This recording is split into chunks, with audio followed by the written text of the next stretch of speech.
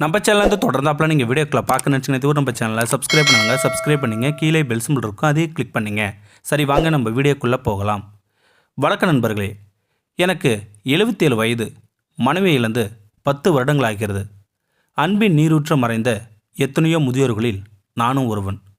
இருக்கின்ற 4 மகன்களில் ஒவ்வொரு மாதமும் ஒரு மகனிடம், இப்போது இருப்பது 3வது மகனிடம். இன்னும் 4 நாட்கள் இருக்கிறது கடைசி மகனிடம் செல்ல.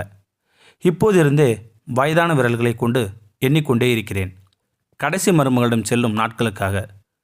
போன தீபாவளிக்கு 2வது மருமகள் வாங்கி தந்த வெள்ளை வெட்டி பழுப்பு நிறமாகி பல நாட்கள் ஆகிவிட்டது.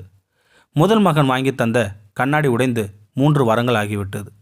இப்போது இருக்கும் கோபக்கார மகனிடம் கேட்டால் என்ன சொல்வனோ? பயந்து கண்ணாடியை ஒளித்து வைத்துவிட்டு வெறுங்கண்களோடு தடுமாறிக்கொண்டு இருக்கிறேன். கடைசி மருமகளிடம் சொல்லிதான் மாற்றிக்கொள்ள வேண்டும்.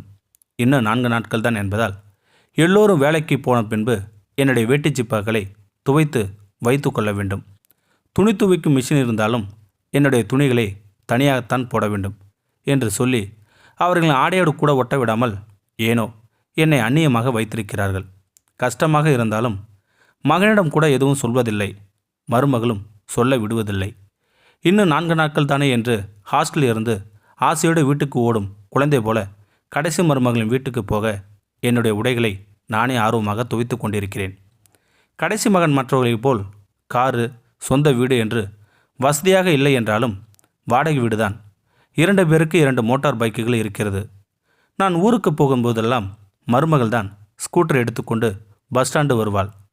அந்த ஸ்கூட்டரில் உட்கார்ந்து கொண்டு போவதில் அப்படி என்ன ஆனந்தமோ எனக்கு தெரியாது. என்னென்ன நடந்தது என்று அவள் கேட்டுக்கொண்டே போக நான் பின்னால் உட்கார்ந்து வேடிக்கை பார்த்தபடி யாரை பற்றியும் எந்த குறையும் சொல்லாமல் நல்லதை மட்டுமே சொல்லிக்கொண்டே போவேன். நான் அவள் கெட்டிக்காரி என்பதால் போகும் வழியில் எனக்கு பிடித்த ரோஸ் மில்க் வாங்கி கொடுத்து வேடிக்கை பார்க்கும்போது கண்டுபிடித்து விடாள் என் கடைசி மருமகள். வீட்டுக்கு போனதும் என்னுடைய கட்டைப்பையை ஆராய்ச்சி செய்தும்போது மருந்து மாத்திரைகளாவது சரியாக வாங்கி கொடுத்திருக்கிறார்களே என்று தேடி பார்த்து திட்டுவாள். அதில் அவளுக்கு பிடித்த பாதுஷா ஸ்வீட் நான் வாங்கி வைத்திருப்பதை பார்த்து சிரித்து விடுவாள் என் கடைசி மருமகள். இவளை ஏன் எனக்கு மகளாக பெற்றுத்தரவில்லை என்று மீனாட்சியிடம் சண்டை போடக்கூட அவள் அருகில் இல்லாமல் எனக்கு முன்னால் சேர்ந்து விட்டாள். நிறைய வருத்தம் எனக்கு. 4 நாட்கள் கழித்து பஸ்ஸில் போய் இறங்கினேன். எப்போதும் போல் எனக்கு முன் வந்து காத்திருந்தாள் என் கடைசி மருமகள்.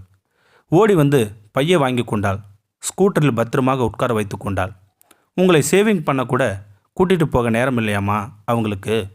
அவ்வளோ பெரிய ஆளுங்களா ஆயிட்டாங்களா என்னும் போதே அதெல்லாம் இல்லைம்மா 2 பேரும் என்று ஆரம்பிக்கும் போதே இப்படியே பேசி பேசி அவங்கள காப்பாற்றிட்டே இருங்க, அதுக்கேப்பா பேசாமல் வாங்க என்று ரோஸ் மில்க் கடைக்கு போவதற்குள் சவர கடைக்குத்தான் அழைத்துச் செல்வாள் என் கடைசி மருமகள்.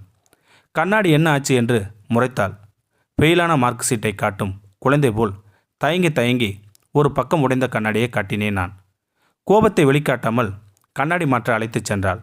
இதுக்குத்தான் உங்களை அனுப்ப மாட்டேன்னு சண்டை போடுறது, புரியுதாப்பா என்று முறைத்தாள் என் கடைசி மருமகள். என்னிடம் பதில் இல்லை. ஊர் உலகத்தில் யாரும் எதுவும் சொல்லிடக்கூடாதுன்னு பெருமைக்கு கூட்டிகிட்டு போடுறது, அப்புறம் அவங்கள கஷ்டப்படுத்தி அனுப்புறது, இதே வேலையாக போச்சு எல்லோருக்கும் என்று முணுமுணுத்து கொண்டே கண்ணாடியை மாற்றி கொடுத்தாள்.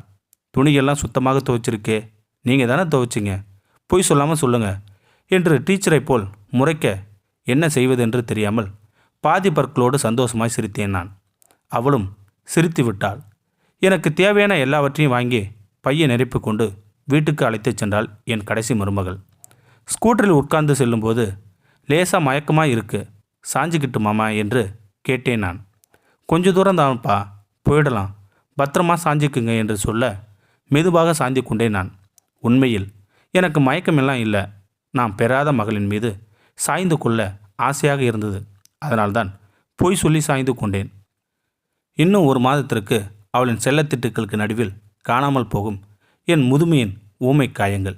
இந்த வீடியோ உங்களுக்கு பிடிச்சிருந்தா கமெண்ட் பாக்ஸில் கமெண்ட் பண்ணுங்கள், கூட உங்கள் ஃப்ரெண்ட்ஸ்க்கு ஷேர் பண்ணுங்கள். இதுவரை நம்ம சேனலை சப்ஸ்கிரைப் பண்ணுங்கள், கீழே பெல் சிம்பிள் இருக்கும், அதையும் கிளிக் பண்ணுங்கள். தேங்க்யூ ஃபார் வாட்சிங்.